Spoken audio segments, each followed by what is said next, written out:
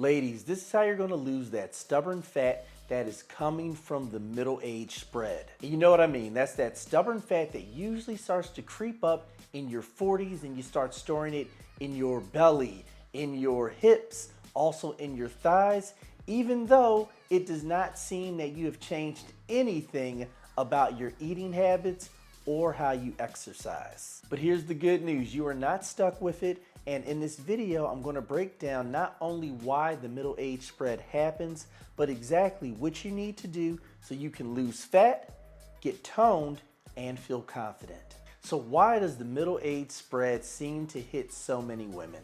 One of the first reasons comes down to hormones when you're going through perimenopause and then menopause. Now your estrogen and your progesterone, they do start to decrease, and this has a couple effects that aren't too good. One, you are going to feel a decrease in energy. I know many women tend to feel exhausted, which means you're going to be moving less.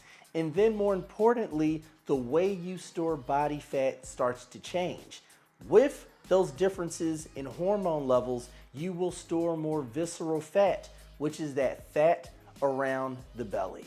And the second reason is a decrease in muscle mass. And sometimes it starts as early in your 30s. And women can see their muscle mass decrease from 3 to 5% year after year.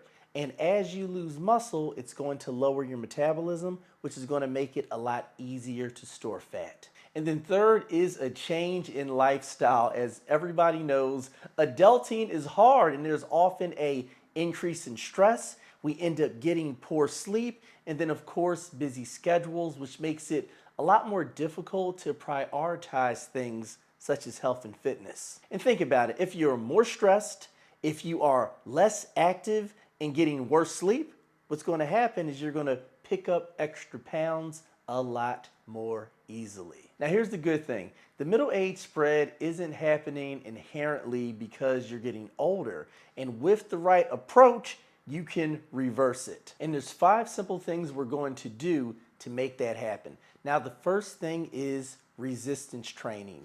This is a non-negotiable. There's a couple reasons why we want to do it. First, we have to reshape your body, and your shape, that in large part is going to come from your muscle mass. So we have to start sculpting your body, and more importantly, it is going to help boost your metabolism. It's going to make things so much easier to have a toned figure. And you don't have to do a lot of it.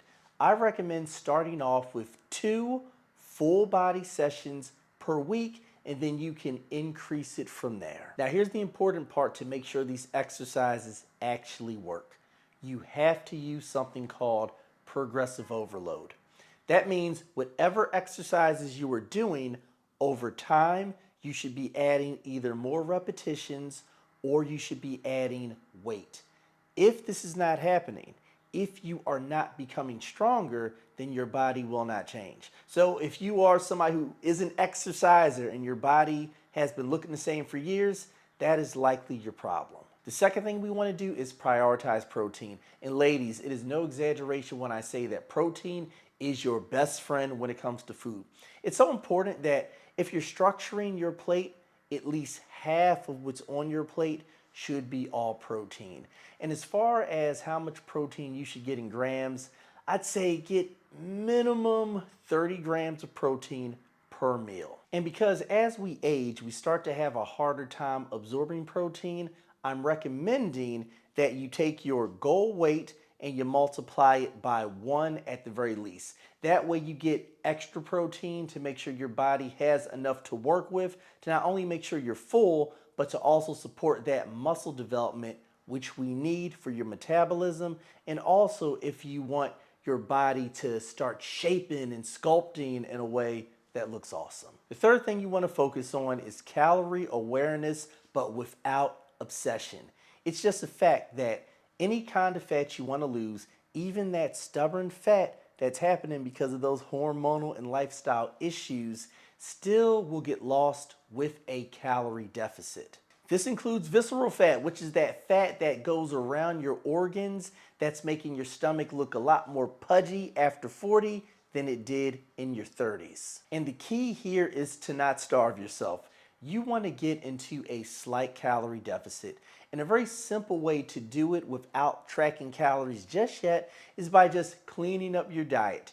You want 90% of what you're eating to come from whole food sources, and you are going to stop drinking your calories. This means no more adding all those creams and sugars to your coffee. This means no more drinking regular soda. You want to make sure that your beverages are 0 calorie. And you're going to eat scheduled meals.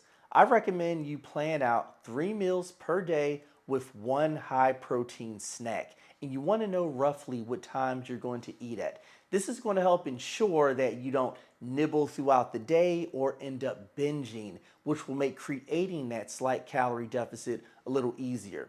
And then eventually you will want to start actually tracking your calories if you want to take fat loss even further. The fourth thing we have to work on is stress and sleep management. This matters a lot. When you're highly stressed and not getting good sleep can help make it easier to become stressed, is going to cause a rise in stress hormones. Cortisol is one of them, and it will make you crave high calorie foods. And if you're craving more foods because you're stressed, what's going to happen? You'll be nibbling more. You'll have nights when you binge and you'll be putting on extra fat.